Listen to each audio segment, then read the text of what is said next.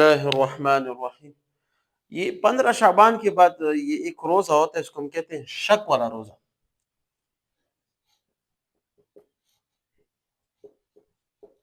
اب یہ آپ نے نام پہلے ہی مرتبہ سنیے، شک والا روزہ کون سا روزہ ہوتا ہے؟ صحیح تو نظر آ رہا ہے نا؟ یہ شک والا روزہ کون سا روزہ ہوتا ہے؟ یہ میں نے کل وہ بیان میں تھوڑا سا اشارہ کیا تھا، میں آج تھوڑا تفصیل سے بتاتا ہوں آپ کو۔ ایک حدیث میں آتا ہے، مفہوم اس کے یہ کہ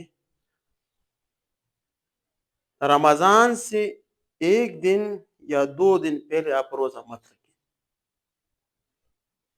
یعنی 29 شعبان ہو گئی یا 30 شعبان کو آپ روزہ مت رکھیں۔ اللہ کے رسول صلی اللہ علیہ وسلم نے فرمایا، کیوں؟ یہ شک والا روزہ ہوتا ہے۔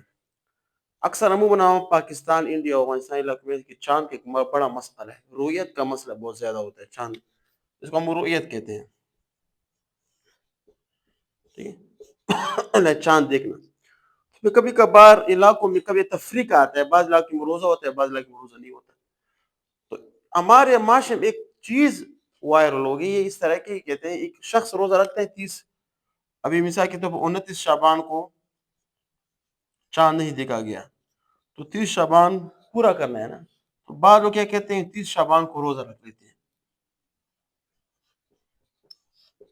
پھر کیا کہتے ہیں، اگر مثال کے طور پر اگر یہ 30 شعبان کو رمضان کا روزہ نہیں ہوگا تو ہمارا نفلی روزہ بن جائے گا، اگر رمضان کا روزہ ہوگا تو ہمارا فرضی روزہ بن جائے گا۔ اب ان دونوں میں اس کو شک ہے، یا تو نفلی یا تو فرضی، اس کو کہتے ہیں شک والا روزہ۔ اس سے اللہ کے رسول صلی اللہ علیہ وسلم منع فرمائے، یہ آپ نے نہیں رکھنا، نیت ایک ہی کرو۔ کہتے ہیں یا تو نفل ہوگا یا تو فرض، جیسے کہ شریعت نے ایجاد کی ہو، یہ نہیں ہوتا اسلام میں۔ اکثر ہمارے علاقوں میں اس طرح ہوتا ہے نا، لوگ رکھتے ہیں 30 شعبان کو روزہ رکھ لیتے ہیں، کہتے ہیں یا تو شک والا روزہ ہوگا یا مثال کے طور پر کیا فرض روزہ ہوگا، حالانکہ اللہ کے رسول صلی اللہ علیہ وسلم حدیث کی مخالف ہے، کہتے ہیں یہ روزہ مت رکھو۔ ہاں، اس میں ایک بات پھر یہ ہے، ایک شخص ہے وہ کہتے ہیں کہ ہر پیر اور جمعرات کو روزہ رکھتا ہے، اس کی عادت ہے۔ ابھی اس 30 شعبان کو کیا ہے، 30 شعبان کو مثال کے طور پیر آ گیا یا مثال کے طور پر جمعرات آ گیا، پھر یہ جو جس کی عادت ہے، جو بار بار پورے سال سے پیر اور جمعرات کا روزہ رکھ رہا ہے، وہ رکھ سکتا ہے، وہ رکھ سکتا ہے، لیکن جس کی عادت نہ ہو تو اللہ کے رسول صلی اللہ علیہ وسلم نے اس کو منع فرمایا۔ پھر بعض لوگ کہتے ہیں کہ اللہ کے رسول تو پورا شعبان کے روزہ رکھتے تھے، ہمیں کیوں منع فرمایا؟ وہ اللہ کے رسول ہیں، وہ پروفٹ ہیں، وہ پیغمبر ہیں، اس میں اتنی طاقت ہوتی ہے۔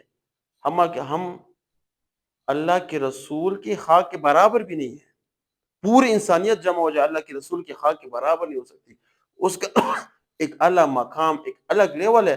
اللہ تعالیٰ کے اور اپنے رسول کے ساتھ معاملات علیحدہ ہیں، وہ چاہے تو پوری زندگی بھی روزہ رکھ سکتے، اس کو کوئی تکلیف نہیں ہوتی، کیونکہ بعض اللہ والے لوگ ایسے ہوتے ہیں کہ ان کی خوراک ذکر بن جاتی ہے، صحیح ہے؟ تو اس سے اپنے آپ کو کمپیریزن مت کرے، بلکہ شریعت کو 100% اس پر عمل کرے، اور اپنے آپ کو کیا اس کو کہتے ہیں وچ بزرگ، یہ اپنے آپ کو مت بنائے، جو شریعت نے کہا ہے اس پر عمل کر کے اسی میں آپ کو کیا ہے کامیابی۔ واخر دعوانا الحمدللہ رب العالمین۔